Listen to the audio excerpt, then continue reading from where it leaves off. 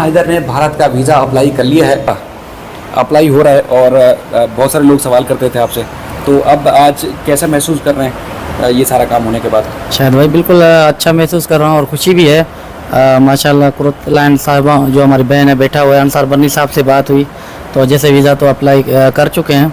मज़ीद डिटेल आप पूछे हैं तो क्या हो रहा है प्रोसेस आगे? ये बताएं कि और किस किस को साथ लेके जा रहे हैं, क्योंकि लोगों की बड़ी डिमांड है कि वहाँ जाएं और जो लोग यहाँ से आवाज़ उठाते हैं तो उनको वो आपके साथ जाएं और आपके बच्चे वापस दिलाने में साथ आएँ। नहीं, ये मैं तो अकेला ही जा रहा हूँ, मेरे साथ कोई भी नहीं है। अकेले जाएंगे आप? जी जी, अगर मेरी ख्वाहिश थी कि मैं आपके साथ जाता। आओ तो अच्छी बात है, मगर कोई हमारे साथ भेजना चाह रहे हैं तो उनको कहना चाहता हूँ कि आप दे रहे हो तो कोई हमें इनकार नहीं करेंगे, उसको भी साथ लेके जाएंगे। हाँ, जिसकी कोई जी इनकार नहीं करेंगे। देखिए, हमने विजिट वीज़ा अप्लाई किया है क्योंकि उसी कैटेगरी में ये फॉल होते हैं। भारत के पास ऐसी कोई कैटेगरी नहीं है जिसमें लॉ के लिए या कोर्ट्स के लिए कोई वीज़ा अप्लाई किया जाए, तो हम विज़िट वीज़ा अप्लाई कर रहे हैं 6 मंथ वाला उनका, जिसमें 30 डेज़ की इनकी एक्सपेक्टेड स्टे होगा वहाँ पर। और भारत वीज़ा मुझे लगता है उनको देना चाहिए क्योंकि फेयर ट्रायल है, तो फेयर ट्रायल का चांस मिलना चाहिए। पूरी दुनिया फेयर ट्रायल का चांस देती है, तो भारत भी इंशाल्लाह गुलाम हैदर साहब को ज़रूर फेयर ट्रायल का चांस देंगे।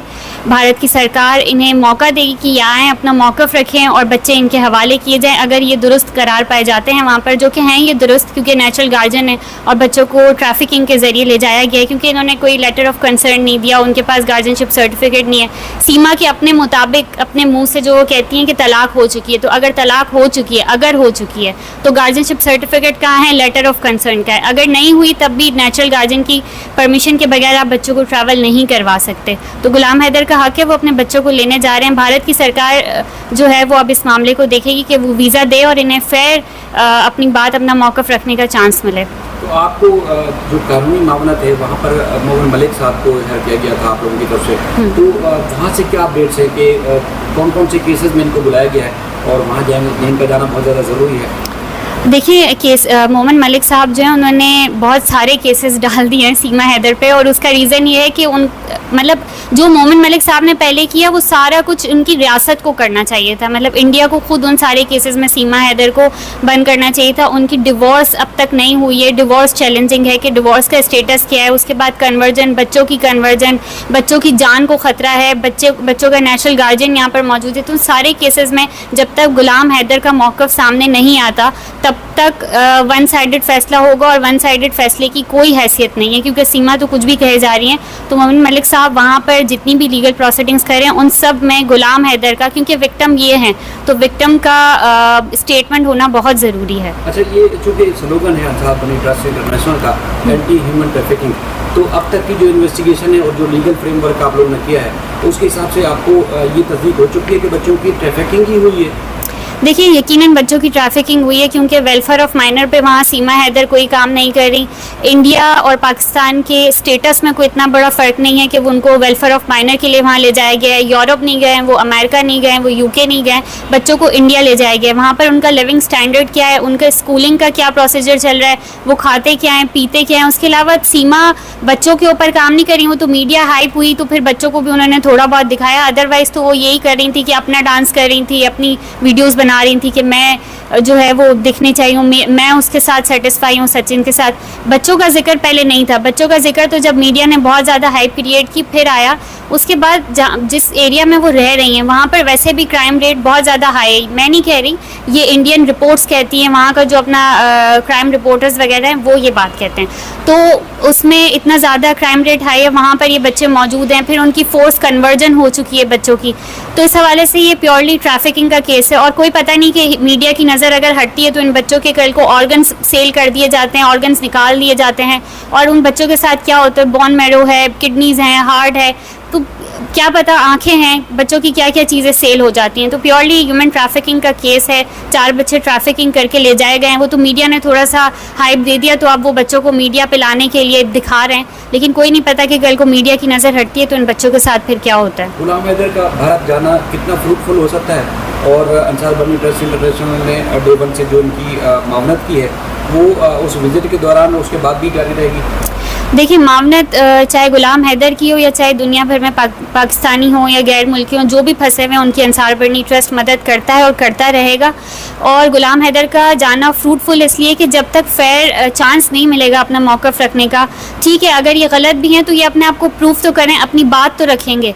तो जब तक एक इंसान अपना मौक़िफ़ नहीं रखेगा तब तक उसके बारे में आप कैसे राय कायम कर सकते हैं। अब तक तो भारत की आवाम ने, भारत के लॉ ने सिर्फ सीमा हैदर के वो वर्जन सुने हैं जो वो अपनी मर्ज़ी से दिए जा रही है। ना उन्होंने कोई सबूत पेश किए हैं अब तक, ना उनके वकील ने कोई सबूत। अनफॉर्चुनेटली उनके वकील के पास तो लॉ की कोई मालूमात है ही नहीं।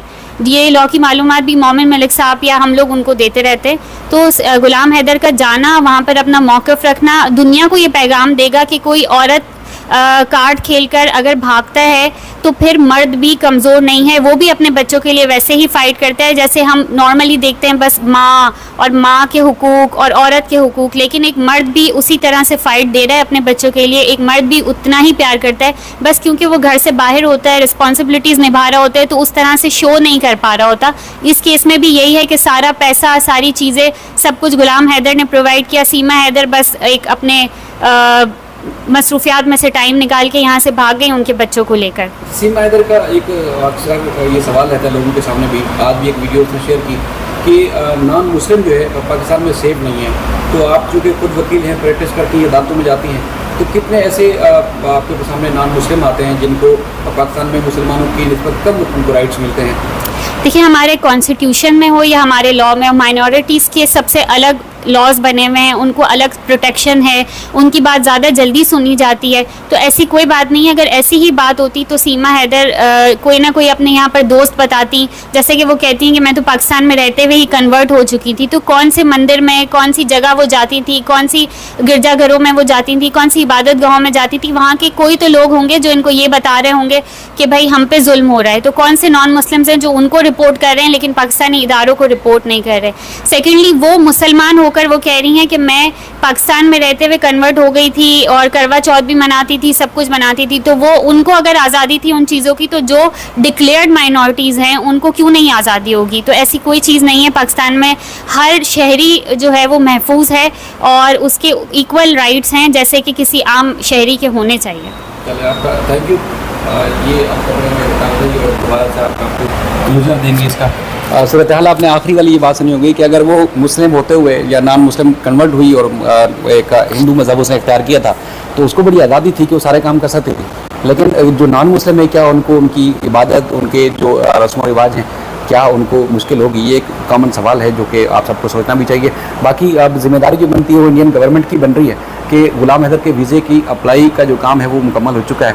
अब वीज़ा जारी करेंगे तभी जो है वो जा पाएंगे। मोमिन मलिक साहब हरियाणा से ताल्लुक़ रखते हैं, गुलाम हैदर के वकील हैं। अंसार बर्नी ट्रस्ट की जानिब से उनकी खिदमात ली गई थी और स्पेशल पावर ऑफ अटार्नी इन्हीं मोहतरमा कुर्रतुल ऐन एडवोकेट साहबा ने जो है बना कर दिया था, और जिसको AP सिंह साहब वहाँ लहरा लहरा के लोगों को बता रहे थे कि जी बच्चे बेच दिए गए हैं। बल्कि एक सवाल भी था आज आपकी मौजूदगी में, बच्चे बेचने वाली एक सवाल कर रहे थे कि जो पावर ऑफ अटार्नी था वो गुलाम हैदर ने अंसार बर्नी साहब को दिया और अंसार बर्नी साहब ने वो पावर ऑफ अटार्नी जो इंडिया मोमिन मलिक साहब को दिया, उसमें बच्चे उन्होंने बेच दिए। तो गुलाम हैदर भी यहाँ मौजूद हैं, तो उसमें कहीं ऐसी कोई बच्चों की बेचने के हवाले से कोई बात थी कि वो आपके हवाले कर दिए गए? देखिए, पावर ऑफ अटर्नी दी जाती है, चाहे स्पेशल हो चाहे जर्नल हो। जब भी कोई बंदा वहाँ मौजूद नहीं होता तो वो अपने बिहाफ पे कुछ फैसले लेने के लिए किसी दूसरे बंदे को नॉमिनेट करता है। उस पावर ऑफ अटर्नी में लिखा हुआ है कि इन बच्चों से रेलेवेंट जो गार्जियन वार्ड के केसेस हैं या बच्चों से रेलेवेंट जो भी केसेस लड़े जाएंगे या सीमा हैदर और गुलाम हैदर के लिए जो केस होगा, उन केसेस की पावर ऑफ अटर्नी एक लॉयर को दी जाती है, यानी वकालतनामा पावर दी जाती है कि वो उसके बिहाफ पे कानूनी जंग लड़ सकता है। इसमें कहीं बच्चों को बेचने का जिक्र नहीं होता और बच्चों को इस तरह किसी को लिखकर दिया ही नहीं जा सकता। उसके प्रॉपर गार्जियनशिप सर्टिफिकेट्स बनती हैं, प्रॉपर तरीक़ेकार होता है। जब हम सगी माँ के लिए ये बात कह रहे हैं कि वो गुलाम हैदर की परमिशन के बगैर बच्चों को कहीं नहीं लेकर जा सकती थी, तो अंसार बर्नी ट्रस्ट को बच्चे कैसे खरीद सकता है या बच्चे कैसे वो बेच सकता है? तो ऐसी कोई बात नहीं। उन्होंने सिर्फ एक पावर ऑफ अटर्नी साइन की है जिसमें हमें इन केसेस को लड़ने की और इनके बिहाफ पे कानूनी जंग करने की इजाज़त दी गई है। वही पावर ऑफ अटर्नी मोमिन मलिक साहब को भी दी गई है। चलिए हमारे साथ गुलाम हैदर भी इस सवाल का जवाब इनसे भी लेते हैं कि एपी सिंह साहब दुनिया को बताते फिर रहे हैं कि जी अंसार बनी साहब को पावर ऑफ अटॉर्नी दिया गुलाम हैदर ने और इन्होंने बच्चे बेच दिए। गुलाम हैदर साहब, जब आपसे बातचीत हुई थी, ठीक है एक आर्गूमेंट होगा जी आप पढ़े लिखे नहीं है, लेकिन कहीं ऐसी कोई बात हुई थी कि जी आपने अंसार बनी साहब को बच्चे बेच दिए जो कि एपी सिंह वहाँ आगे लाते फिर रहे पूरे? नहीं, बिल्कुल भी ऐसी बात नहीं है, वो बेबुनियाद बातें कर रहे हैं। पता नहीं इनका जहन एपी सिंह का ऐसे ही काम करता है, शायद दिमाग काम नहीं कर रहा है। ऐसी ना बात हुई, नाम करेंगे कभी भी। ये बेबुनियाद बातें करके बस लोगों को गुमराह कर रहे हैं। इसको हम कहना चाहते हैं कि अभी भी बाज आ जा तो बेहतर है, ऐसी गलीज अल्फाज ना बोलें।